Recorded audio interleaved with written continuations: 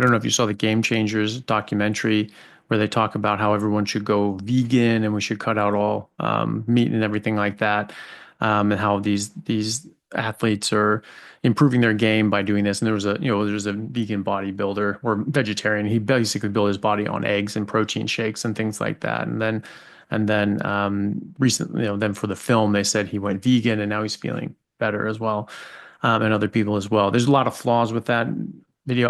Obviously, there were about 6 athletes that tried to be in part of that, and after about 6 months, were like, "This is awful. This is ruining my health and my performance." So they cut out. And then a lot of the people that were in that then subsequently dropped off of it afterwards and were like, "This was a huge mistake."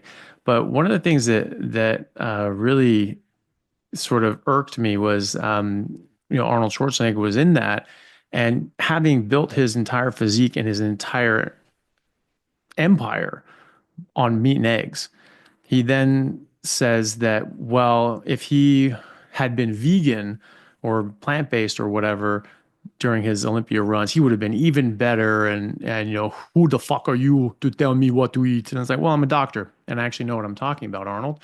And so that was something interesting that I saw. And obviously, he's friends with James Cameron, and James Cameron owns $140 million worth of a pea protein company. And so this basically was just a big ad for plant-based proteins.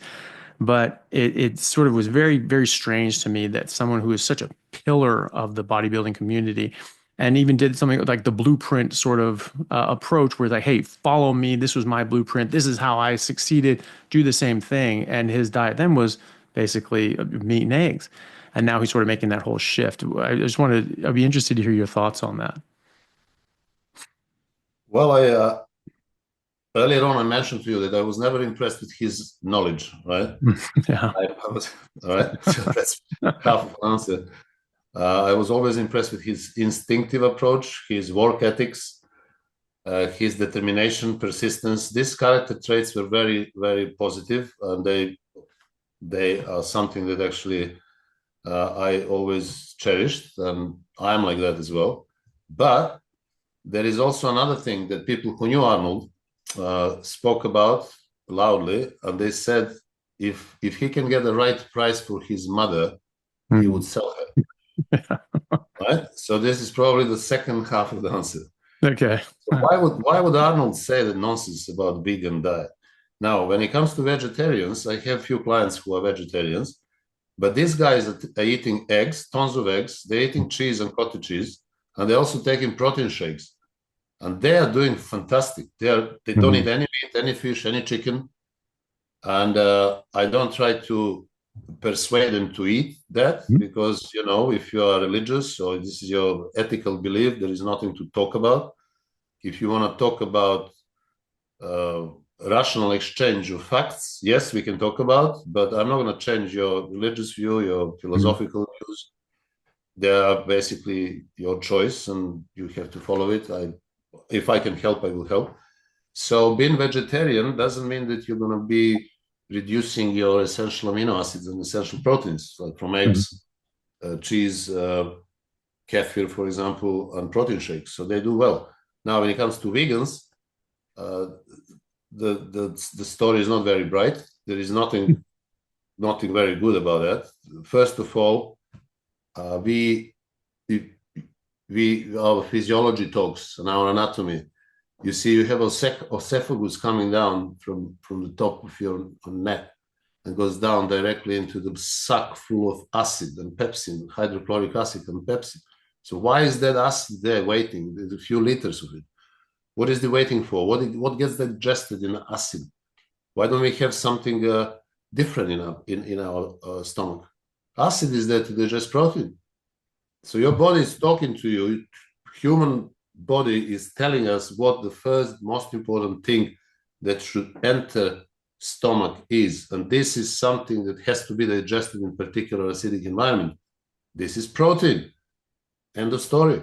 So if you eat your grains and your rice and your corn and whatever, good luck to you. But this is not who you are. Maybe this is something that you want to be, but you're not.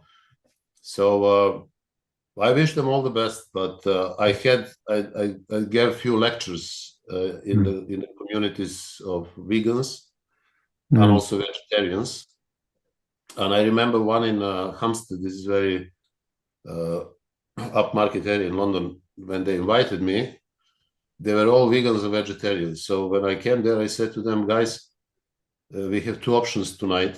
One option is I will tell you what you want to hear, and you will all go home happy. And another option is I will tell you how it is. And now you tell me what you want to hear from me. And they all stood up, they were clapping and said, we want to hear how it is. So I told them everything I knew about nutrition. And at the end of my lecture, which was about a couple of hours, I had to stay for another 2 hours in the hall talking to most of them because there were a few hundred people there. And half of them decided to start eating eggs and fish and chicken, etc., etc. So, we have reason, we have mind. We use that in order to help ourselves exist better and exist longer. So this is how I see it. And I don't believe Arnold II that he said that he is a vegan and that he will do much better if he was a vegan. So it just makes me laugh. Yes. Yeah, definitely. Well, that's great. Thank you so much for that. I was just going to say, you told us what you're eating. I'm presuming that's sort of similar to what you're telling your clients to eat. What sort of would you put them on? Is it the same sort of approach, 3 meals a day, meat and eggs, that sort of thing? My general approach is, especially for people over 35, 40, because this is when male population start gaining fat easily. And the reason for that is obviously slow insulin resistance, developing an insulin resistance, or if I may say, lowering the insulin sensitivity. So once over that age, 35, 40, one should be very careful about that insulin sensitivity. Now, the best way to increase insulin sensitivity is, when it comes to diet, to downsize on carbohydrates and increase protein. And when it comes to training, to develop muscles, because developing the muscle cells, they grow, they stretch, and receptors get more open and more sensitive to insulin. So this combination of weight training and low carbohydrate diet, high protein, medium fat, is the master key, is the golden answer to health, longevity, and muscle growth. There are people that I still allow to stay on carbohydrates, not much, because most of their lives they were on X amount of carbohydrates, and the ones who are performing well and who are lean obviously can manage them. So I don't reduce much, but for overwhelming majority, it's always the same story, and this is carbs down, protein and fat up. And when that happens, changes arrive within weeks. There are people that you can see on my website, before and after, for example, and you can see the dramatic changes. They're not changes, they're dramatic life changes. From obese to shredded, lost like 60, 70 pounds of fat, and on the stage. So this is how we did it. Carbohydrates down, protein and fat up. And then obviously energy comes up, because when you start relying on your body fat oxidation, your energy sources are unlimited. This is why you could have done so much, wrong or right, doesn't matter now. We'll talk about it in the next video. But your energy stores are unlimited. So if you rely on carbohydrates, you will always need extra carbs. Now you see bodybuilders now having energy drink before training. Then they're calling something, what they're calling intro training again, something sugar, and then after immediately.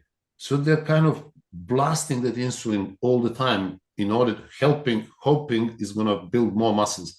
I mean, absolute nonsense. They just can live without carbohydrates because they're hooked with it. Hey guys, just want to take a second to thank our sponsor at Carnivore Bar. I don't promote many products because honestly, all you need to be healthy is to just eat meat.